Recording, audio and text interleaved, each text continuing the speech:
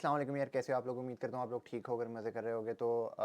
यार मैंने जो अभी रिसेंटली कुछ वीडियोस बनाई हैं, जिसमें एक मैंने स्टार्टिंग जो मंथली इनकम की वीडियो थी वो मैंने बनाई, और इसके अलावा जो है मैंने एक और उसके बाद वीडियो बनाई जो कि नेक्स्ट एक स्कॉलरशिप है जापान का, उसके ऊपर मैंने एक वीडियो बनाई। और फिर मैंने एक वीडियो जो है वो कॉस्ट ऑफ लिविंग के ऊपर बनाई जापान के अंदर। तो ये मेरी वीडियोज़ जो हैं वो काफ़ी आप लोगों ने लाइक की, और आपने जो है वो इसको काफ़ी प्यार दिया। और इसके हवाले से आप काफ़ी जो है वो क्यूरियस थे कि फ़ॉर एग्ज़ाम्पल जैसे नेक्स्ट पे भी जैसे जो स्टूडेंट्स हैं वो आना चाहते हैं, तो उनको जो है वो ग्राउंड लेवल से, यानी बिल्कुल बेसिक लेवल से जो इन्फॉर्मेशन है वो किस तरह आपको जो है वो प्रोवाइड की जाए। तो उसके हवाले से मैंने एक शॉर्ट सी एक वीडियो बनाई थी। तो उस पे भी मैं एक आगे एक कंटिन्यूएशन में एक वीडियो बनाऊंगा। पर उस वीडियो के ऊपर जो है ना मुझसे कुछ सवाल पूछे गए थे, वो ये थे कि यार हमारा जो है वो जीपीए वो तो इतना है नहीं, यानी कि ना जीपीए है, ना मेरा हमारी परसेंटेज है, ना हम इतने कोई हाई क्वालिफाइड हैं, तो हम किस तरह जापान में आ सकते हैं। या जो दूसरा सवाल किया गया था वो ये था कि हमारी जो एज है वो मतलब 30 साल 35 साल से प्लस है, तो फिर हम कैसे जापान आ सकते हैं? क्या हम भी जापान आ सकते हैं? हमारे लिए जो है वो एक ख्वाब ही है। तो वो भी बिल्कुल आ सकते हैं। तो ये वीडियो जो है वो बेसिकली उन लोगों के लिए है कि जिनके जो ग्रेड्स हैं वो कम हैं, यानी कि 40-45% या एटलीस्ट 50% अगर आप कह लो कि आपके ग्रेड्स हैं लाइक एफएससी में, और आप जो है वो आपने बैचलर नहीं किया हुआ, यानी बीएस की डिग्री आपने पाकिस्तान से नहीं ली हुई या अपनी कंट्री से नहीं ली हुई, तो आप किस तरह जो है वो यहाँ पर जापान में आ सकते हैं, और आकर जो है वो अपना काम स्टार्ट कर सकते हैं, और यहाँ पर आके जॉब ले सकते हैं, और यहाँ पर आके किस तरह आप पढ़ वगैरह सकते हैं। तो अगर आपने अभी तक मेरा चैनल सब्सक्राइब नहीं किया होता, इसको ज़रूर सब्सक्राइब कर लो और प्रेस कर दो बेल आइकन को, ताकि आपको जो अपकमिंग वीडियोस हैं इससे रिलेटेड, या फिर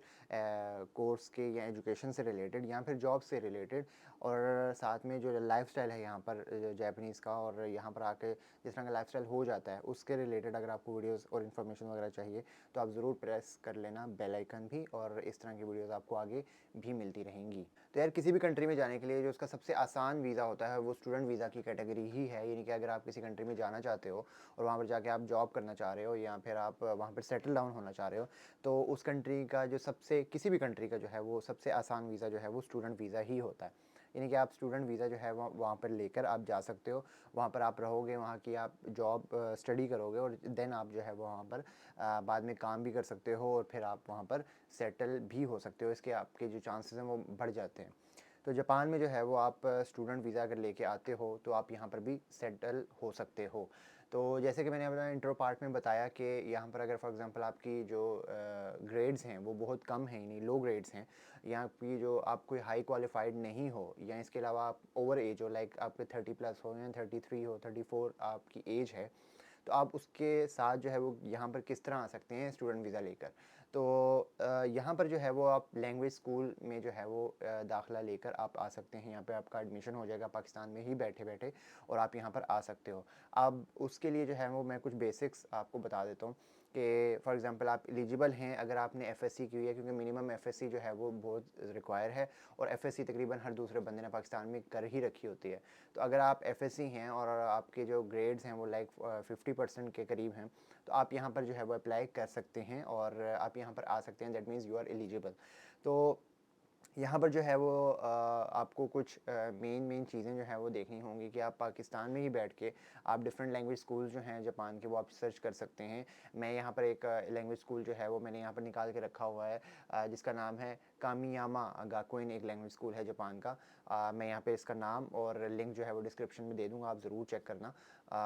यहाँ पर जो है लैंग्वेज की जो इंस्ट्रक्शंस हैं, जो इनकी कोर्स की एप्लीकेशन एडमिशन्स की जो इंस्ट्रक्शन है वो इंग्लिश में है, और यहाँ से आप इजीली जो है वो पढ़ सकते हो। तो इनकी जो है ना वो बेसिकली 2 या 3 रिक्वायरमेंट्स हैं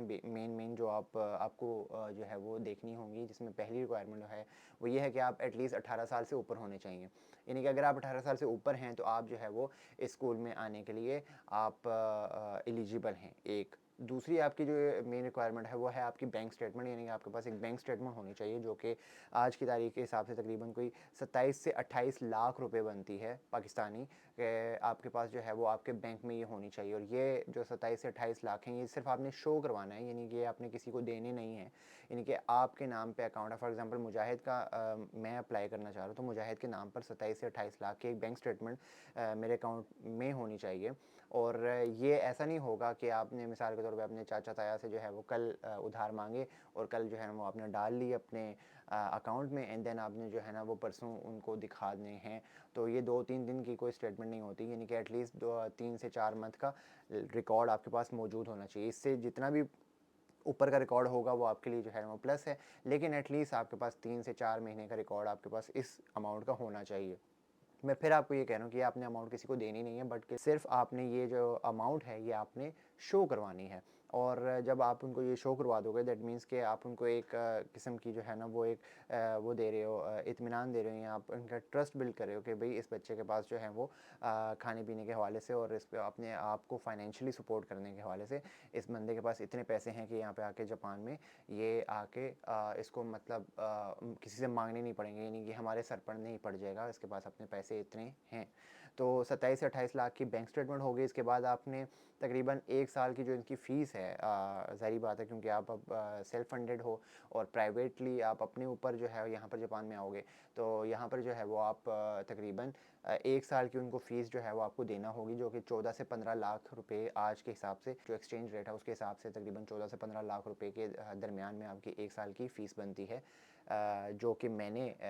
जो स्कूल निकाला हुआ है उसके हिसाब से। तो मैं आपको लिंक इसका डिस्क्रिप्शन में दे दूँगा, तो आप यहाँ से डिटेल में देख सकते हो। तो जब आपने ये फ़ीस उनको जमा करवा दी और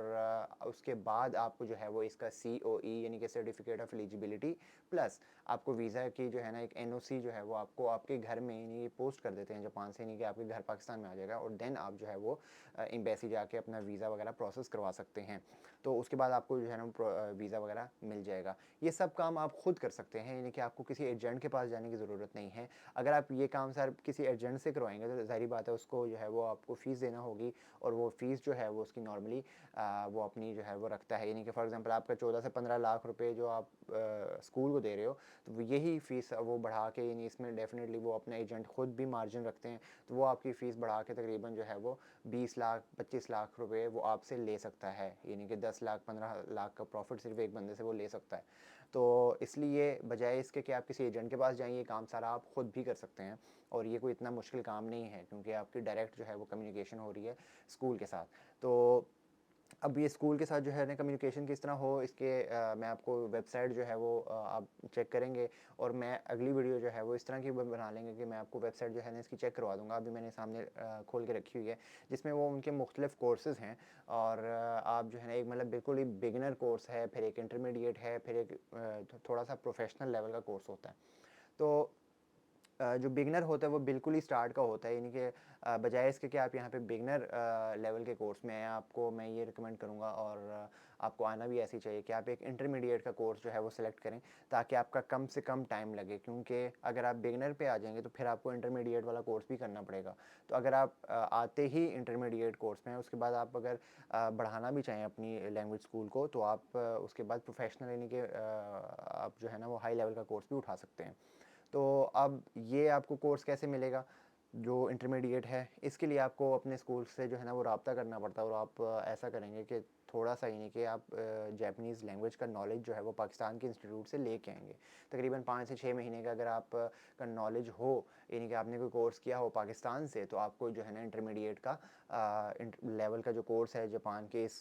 स्कूल में वो आपको मिल सकता है। अदरवाइज़ अगर आपको ज़ीरो जापानीज़ स्किल है आपके पास, तो फिर आपको डेफिनेटली कोर्स ए ही, यानी कि जो पहला कोर्स है बिगनर, वो ही लेना होगा। तो उम्मीद करता हूँ ये आपको बात समझ आ गई होगी। मैं अगेन कह रहा हूँ कि डिस्क्रिप्शन में मैं लिंक डाल दूँगा, और अगर आपको कोई इसके हवाले से प्रॉब्लम फेस होती है तो आप ज़रूर मुझसे पूछ सकते हैं। और इसके अलावा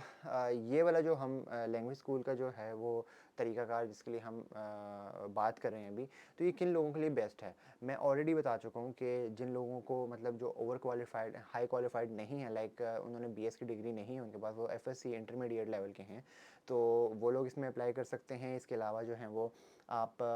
अगर ओवर एज हैं लाइक 30-33 अगर आपकी एज है तो आप भी अप्लाई कर सकते हैं। इसके अलावा अगर आप इंजीनियर हैं या मतलब कोई भी आपकी बीएस की डिग्री है बट आपका जो जीपीए है वो बहुत ही कम है, या फिर आप जो हैं वो नेक्स्ट जो स्कॉलरशिप इनका वो अचीव नहीं कर पा रहे विदाउट विद सम रीजंस, और आप अफोर्ड कर सकते हैं, तो डेफिनेटली आपको जो है वो आप लैंग्वेज स्कूल पे आ सकते हैं और यहाँ पर आकर आप लैंग्वेज स्कूल